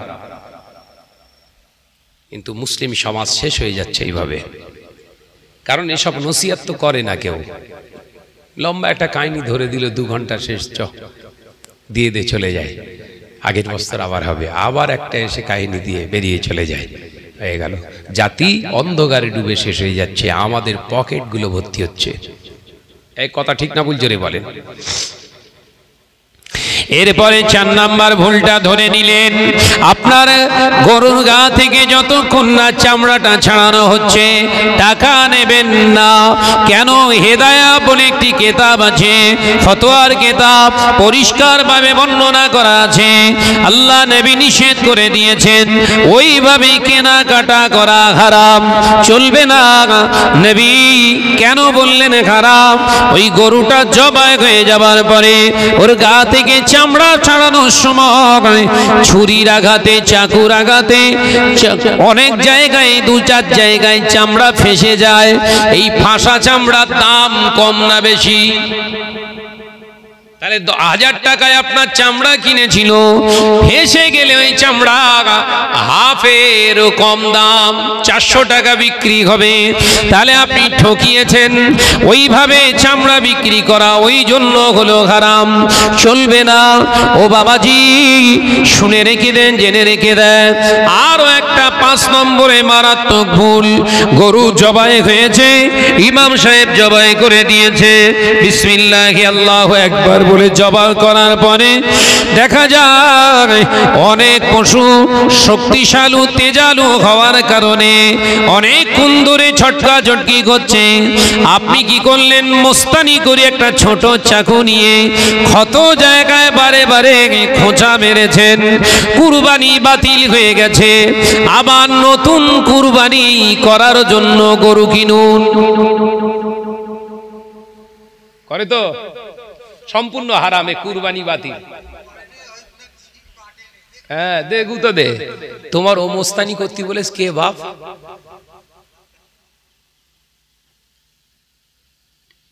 চলবে না। এগুলো জানা ছিল আপনাদের? এসব অজ দরকার।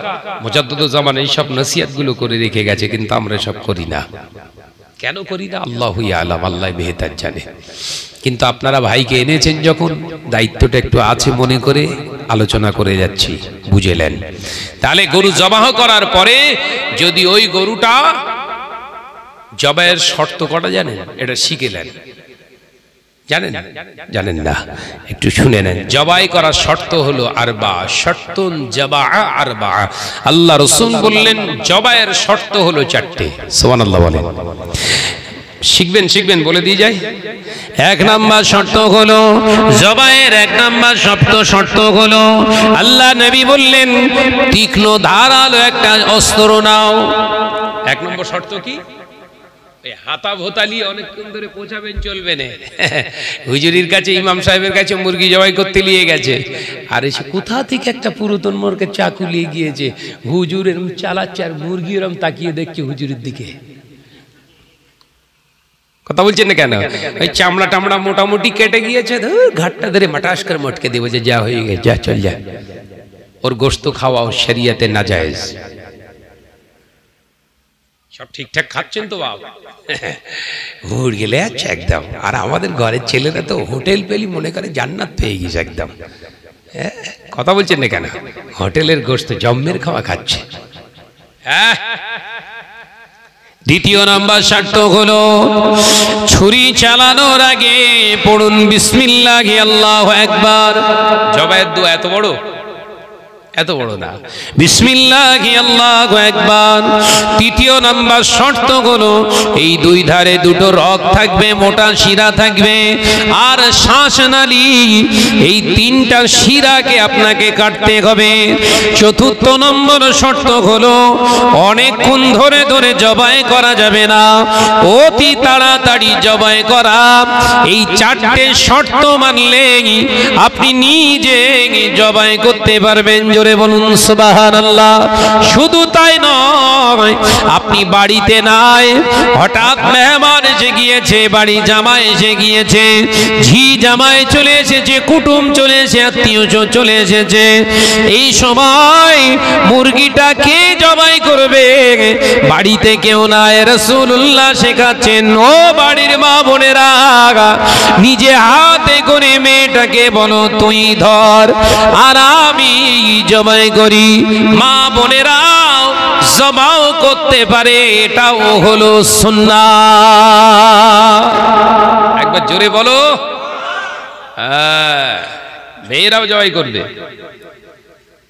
কোনো রেস্ট্রিকশন নেই। শর্ত হলো কটা? চারটে। আবার একবার বলে দেই, মুখস্থ হয়ে যাক, সবাই জবাই করবেন। অনেক বহু জায়গা রয়েছে যত মুরগি সব ইমাম সাহেবের কাছে নিয়ে যায়। তার মানে এর দ্বারা কি বোঝাচ্ছে? ইমাম সাহেব একা মুসলমান আর এরা সব অন্য কিছু।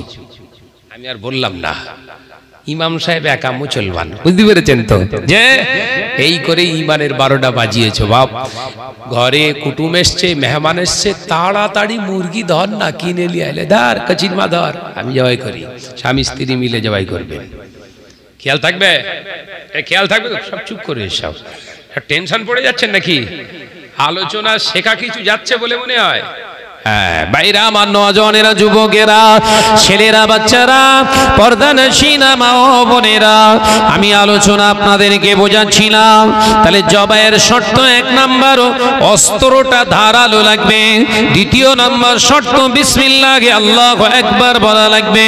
তৃতীয় শর্ত 3টে রগ আপনাকে কাটতে হবে। চতুর্থ নম্বর শর্ত অতি তাড়াতাড়ি জবাই করতে হবে। দাম্মে মাসফু, প্রবাহিত রক্তটা যাতে বেরিয়ে যায়। অনেকক্ষণ ধরে জবাই করলে প্রবাহিত রক্তটা বের হয় না। আল্লাহ নবী জানিয়ে দিলেন, ওই দাম্মে মাসফুর ভিতরে ব্যাকটেরিয়া আছে, ওর ভিতরে জার্ম আছে, ওর ভিতরে দূষিত পদার্থ আছে। ওটা যদি রক্তটা গোশতের ভিতরে ঢুকে যায়, ওই গোশতটা স্বাস্থ্যের জন্য উপকার নয়। আল্লাহ নবী ওই জন্য জানিয়ে দিলেন, অতি তাড়াতাড়ি তোমরা জবাই করবে। ও বাবাজি, এই 4টে শর্ত মানলে যে কেউ জবাই করতে পারে। জোরে বলুন সুবহানাল্লাহ। ও বাবাজি, আমি কুরবানি বোঝাচ্ছিলাম। তাহলে জবাই করার পরে অন্য কোনো ব্যক্তি যদি ছোট চাকু নিয়ে খোঁচা মারে, বারে বারে খোঁচা মারে, ওর কুরবানিটা বাতিল হয়ে গেছে। আবার নতুন পশু কিনে ওকে কুরবানি দিতে হবে। যদি না দেয়, কাবীরা গুনাহ হবে, বড় গুনাহ। 6 নম্বর ভুল। 6 নম্বর ভুল কি? বাবাজি, গরুটা জবাই হয়ে গিয়েছে, গরুটা জবাই করেছে, ওই গরুটা ছাড়ানোর জন্য, সুন্দর করে পরিপাটি করার জন্য, গোছানোর জন্য 4 জন কি 5 জন কাজ করেছে। ওই 4 জন 5 জনের কাজ করার বিনিময়ে আপনার ওই কুরবানির গোশত দিয়ে তাদের পারিশ্রমিক মিটিয়েছেন। এটাও হলো শরিয়াতে নাজায়েজ। তোরা অনেক কাজ করেছিস, এই একটু বেশি বেশি লে যা, চলবে না। শরিয়াতের বিধান হলো ওই 4 জন কি 5 জন তাদের ওই কর্মের পারিশ্রমিক হিসাবে তাদের কিছু টাকা দাও, অর্থ দাও, 200 হোক 500 হোক তাদের কাছে দিয়ে তোরা ভাগ করে নিস। কাজ করেছিলিস, বিনিময়ে এটা দিলাম। আর তোরা তো কুরবানি দিসনি, বিনিময়ে আল্লাহ আমাকে দিয়েছে, আল্লাহ আমাকে কুরবানি দেওয়ার তৌফিক দিয়েছে। তাই আমার পক্ষ থেকে তোদেরকে হাদিয়া দিলাম, এটা করা হলো শরিয়াতে হালাল। জোরে বলুন সুবহানাল্লাহ।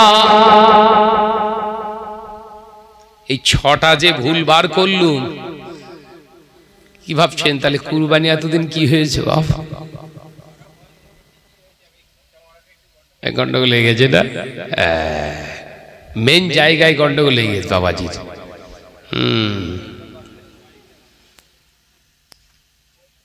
শেষ করে দেবো?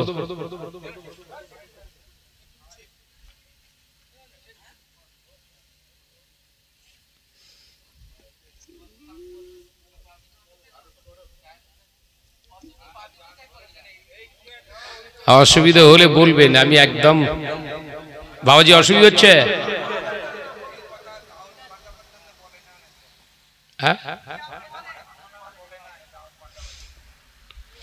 শরিয়াতকে জানার জন্য আলেমদের আনবেন, কাহিনী শোনার জন্য নয়। ওই ফুরফুরা শরীফে লাইব্রেরি থেকে সব বাংলা কিতাব পাওয়া যাচ্ছে কাহিনীর, ওই কিনে এনে পড়বেন। হাজার হাজার টাকা দিয়ে মৌলী সাহেবদের কাহিনী শুনবেন কেন? এই কথা বুঝতে পারছেন না? শরিয়াত বোঝার জন্য এই মাজলিস, কাহিনী শোনার জন্য নয়। নামাজের যে 5টা ভুল বের করলাম, জানতেন? জানতেন না। আপনারা ভেবেছিলেন কাপড় ধুলেই পাক, অত সহজ। হারামের টাকায় কাপড় কিনলে 1000 বছর ধরে ধুলেও পরিষ্কার না। যেমন কুকুরের গায়ে সাবান দিয়ে ধুলে যেমন পাক না, আপনার ওই হারাম টাকার পোশাকের উপরে যত সাবান ডলিছো পাক না। মাথায় ঢুকছে? হ্যাঁ, জানতেন? জানতেন না। ভাইরা, আমার নজনেরা, যুবকেরা, ছেলেরা, বাচ্চারা, পর্দানশীনা মা ও বোনেরা, রাজীবপুরের মুসলমানেরা, আলোচনা বুঝুন। আপনারা তো ফুরফুরা শরীফের এলাকার মানুষ, আপনাদের তাকদীর কত ভালো, নসিব কত বড়। বাবাজি মুজাদ্দিদুজ্জামান গোটা বাংলা জুড়ে এইরকম তালকিন করতেন, এইরকম করে ওয়াজ নসিহত করতেন, যার কারণে শিরক, বেদাত, হারাম, অবৈধ কাজগুলো এই বাংলার জমিনে থেকে, মুসলমানদের কাছ থেকে আমার আল্লাহ মুজাদ্দিদুজ্জামানের ওসিলায় উঠিয়ে নিয়েছিলেন। একবার জোরে হবে না সুবহানাল্লাহ? এই পরিবর্তন হয়নি কাহিনী শুনিয়ে শুনিয়ে নয়, শরিয়াতকে বুঝিয়ে বুঝিয়ে। শরিয়াতকে বুঝিয়ে বুঝিয়ে মানুষ সব গাছ পুজো করত।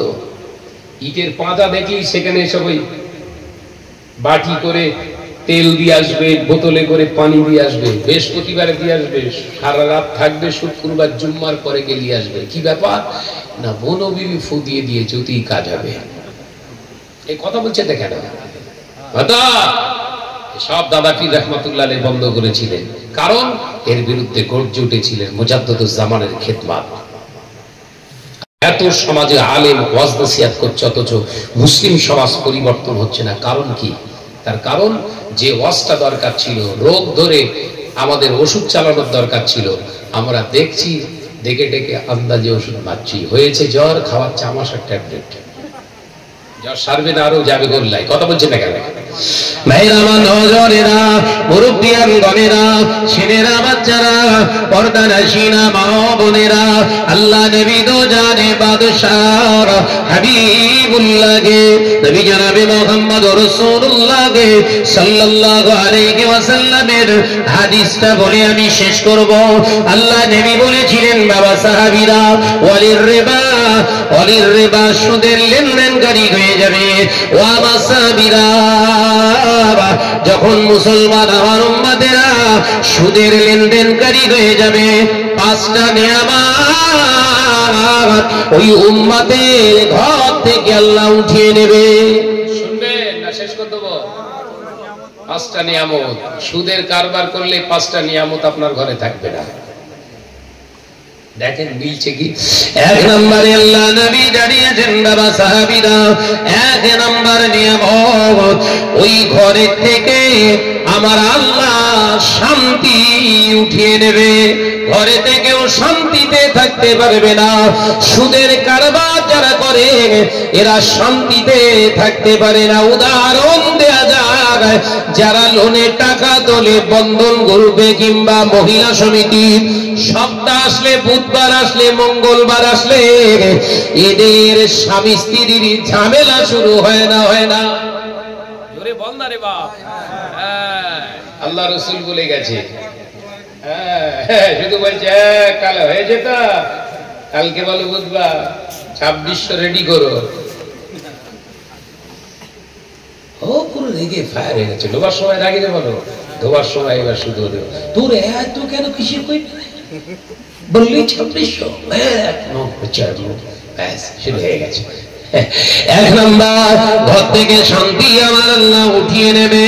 দ্বিতীয় নাম্বার, স্বামী স্ত্রীর হালাল মহব্বতটা উঠে যাবে, স্বামী স্ত্রীর প্রতি ভালোবাসার থাকবে না, একে অপরের প্রতি বিদ্বেষ পোষণ করবে। শুধু তাই নয়, দুজনায় পরকীয়ায় লিপ্ত হবে, অর্থাৎ স্বামী অন্য জায়গায় অন্য মহিলার সঙ্গে, আর এও গোপনে গোপনে অন্য পুরুষের সঙ্গে। শুরু হয়েছে না হয়নি? এখন যে ষাঁড় আসে, এই ষাঁড়ের নাম্বার সব ওদের কাছে। এই কথা বলছে না কেন? মহিলা সমিতির বন্ধন গ্রুপের সব ষাঁড়েদের নাম্বার এখন ঘরের বইদের কাছে। নবী বললেন পরকীয়া হবে, হালাল সম্পর্কটা হারাম হয়ে যাবে। তার মানে স্বামী স্ত্রীর ভিতরে বনিবনাত থাকবে না, অবৈধ এক বিছানায় শোবে, কিন্তু কেউ কারোর দিকে ফিরে আর শোবে না। শোয় এইরকম একটা করে হুজুর যাচ্ছে সবার হাতে, 6x7 খাটে শুয়ে রয়েছে, ভাবি ভাইয়ের দিকে পিছন করা, আর ভাবি ভাইয়ের দিকে পেছন করা, আপনার ভাবির দিকে ভাইয়ের পেছন করা, সব যাচ্ছে সব গিয়ে তসবিহ গুনতে। কথা বলছে না কেন? একদম হতে হতে হতে হতে ব্যাস একদম 4টে বেজে গেছে, মুয়াজ্জিন সাহেব শুরু করেছে আল্লাহু আকবার, আল্লাহু আকবার। আস্তে আস্তে রেখে দিয়ে শয়তান পেছনে লাথি মারছে, জয় এবার এক জায়গায় চল, এক জায়গায় শুনি, লাথি বেড়ে বেড়ে বেড়ে দুটোকে এক জায়গায় দিয়ে যায়। শরিয়াতের ফতোয়া শোনো, এই গান বাজনা দেখে, সিনেমা দেখে, আপনার ওই মোবাইলেতে আপনি ওই অসভ্যতামি, ওই নোংরামি জিনিস দেখে বিনা তওবার স্বামী স্ত্রীর মেলামেশা করলে ওই মেলামেশা গুলো হালাল নয়। ফতোয়ার কিতাব খুলে দেখুন, ওটা হালাল নয়, হারাম মেলামেশা। জিনা করলে যে গুনাহ হয়, স্বামী স্ত্রীর ওই অবস্থায় মেলামেশা করলে সেই গুনাহ নামায় আমলে লেখা হবে। জোরে বলুন নাউজুবিল্লাহ। শুধু তাই নয়, ওই অবস্থায় যদি সন্তান পেটে এসে যায়, ওর ওই সন্তানটা হালাল সন্তান হবে না, ওই সন্তানটা হারাম সন্তান হয়ে যাবে। জোরে বলুন নাউজুবিল্লাহ। সব ঠিক আছে তো? সব ঠিক আছে? মাথার কাছে আবার 24 ইঞ্চি দেয়ালে সেটে রেখে দিয়েছে একদম। বাপ বাপ। ঘরের বউ বলে আর একটু বড় বানা হলে ভালো হতো, সেলিমাদের 42 ইঞ্চি আঙ্গা আনা গে, আমাদেরকে এনে দেয় না গে, 42 ইঞ্চি বড় বড় দেখবে তো কবরে যা বাঁশ কি করে দেবে দেখবি। ভাইরা, নজরেরা, যুবকেরা, ছেলেরা, বাচ্চারা, পর্দানশীনা মা ও বোনেরা, 3 নাম্বার নিয়ামত আল্লাহ উঠিয়ে নেবে। আল্লাহ নবী জানিয়ে দিলেন, ওই ঘর থেকে আল্লাহ আল্লাহ জিকির আর থাকবে না, ওই ঘরেতে কোরআন তেলাওয়াত আর থাকবে না, ওই ঘরের ভিতরে গান বাজনা হওয়ার কারণে, ওই ঘরটা থেকে ওই ঘরেতে সুদের লেনদেন হওয়ার কারণে আল্লাহ জিকির উঠে গিয়ে গান বাজনা প্রতিষ্ঠিত হবে। আজ থেকে 25 বছর 30 বছর আগে রাজীবপুর এলাকায় মুসলমানদের ঘরগুলো ছিল কাঁচা, ওই কাঁচা ঘরের মুসলমানদের ঘর থেকে আল্লাহ আল্লাহ আল্লাহ আল্লাহ জিকির না হলেও সকালবেলা সন্ধ্যাবেলা আমাদের ঘরের দাদি নানি খালা ফুপিরা কোরআন তেলাওয়াত করত। তাদের তেলাওয়াতের আওয়াজ শুনে আমাদের দাদুরা চাচারা চায়ের দোকানে গিয়ে বলতো, অমুকের মা বোধহয় কোরআন পড়ছে, অমুকের বোন বোধহয় কোরআন শরীফ পড়ছে। আজ থেকে 30 বছর আগে মুসলমানদের ঘরগুলো ছিল সব কাঁচা, ইসলাম ছিল পাকা। এখন মুসলমানদের ঘর হয়ে গেছে পাকা, ইসলাম হয়ে গেছে ফাঁকা। রাত 2-2:30 পর্যন্ত এই ঘরের পাশ দিয়ে গেলে হিন্দি গানের আওয়াজ পাওয়া যায়। নবী বললেন সুদের লেনদেন যে ঘরেও থাকবে, যে ঘরে হতে থাকবে সুদের লেনদেন, ওই ঘর থেকে আল্লাহ জিকির উঠে গিয়ে গান বাজনা অশ্লীল কাজ শুরু হয়ে যাবে। কটা হলো? সব আওয়াজ এখানেই ঝেড়ে ফেলে দিচ্ছে, আর বাড়ি পর্যন্ত যাবে না। কটা হলো? 4টে। 5 নাম্বার, বাবাজি আমার সোনার মানিকেরা ভালো করে বুঝে নেন, আল্লাহ নবী জানিয়েছেন এই সুদের লেনদেনকারী যে ঘরটায় ঘর, ওই ঘরটা থেকে সব থেকে বড় নিয়ামত আমার আল্লাহ উঠিয়ে নেবে, সেটা হলো লজ্জা। স্বামী স্ত্রী আর বাপ মা ভাই বোন বলে কোনো কথা থাকবে না, একে অপরের প্রতি আর কোনো লজ্জা থাকবে না। লজ্জাটা ওই ঘর থেকে আল্লাহ উঠিয়ে নেবে। শুরু হয়েছে না হয়নি? আলোচনার বাড়ালাম না। 5টা 15টা কথা মনে রাখলেই এনাফ, জীবন গঠন হয়ে যাবে। ওয়াজ এত বড় লাগে, এ কথা বলছে না কেন? আল্লাহ কোরআনে এই জন্য জানিয়ে দিলেন, ইয়া আইয়ুহাল্লাযীনা আমানুত্তাকুল্লাহা হাক্কা তুকাতিহি ওয়া লা তামুতুন্না ইল্লা ওয়া আনতুম মুসলিমুন। হে আমার বিশ্বাসী সম্প্রদায় বান্দারা, আমি আল্লাহ তোমাদের জানিয়ে দিচ্ছি, তাকুল্লাহ, আমি আল্লাহ, আমাকে তোরা ভয় কর। হাক্কা তুকাতিহি, ভয়টা করার মতো কর। ওয়া লা তামুতুন্না, ততক্ষণ ততদিন তত সময় পর্যন্ত মরবি না। ইল্লা ওয়া আনতুম মুসলিমুন, যতদিন না প্রকৃত মুসলমান না হস।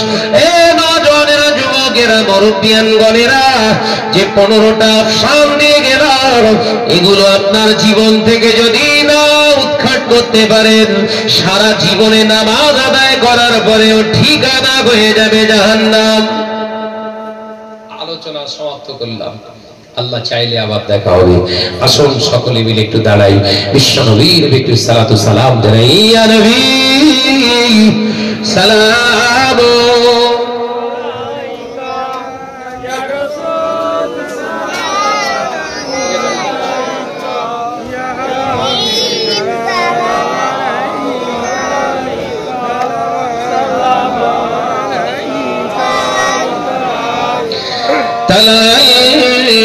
البدر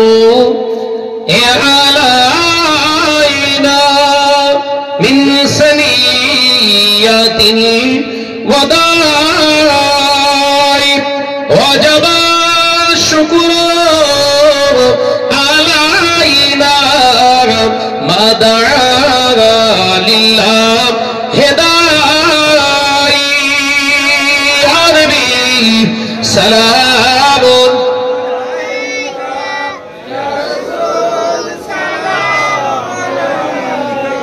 يا حبيب سلام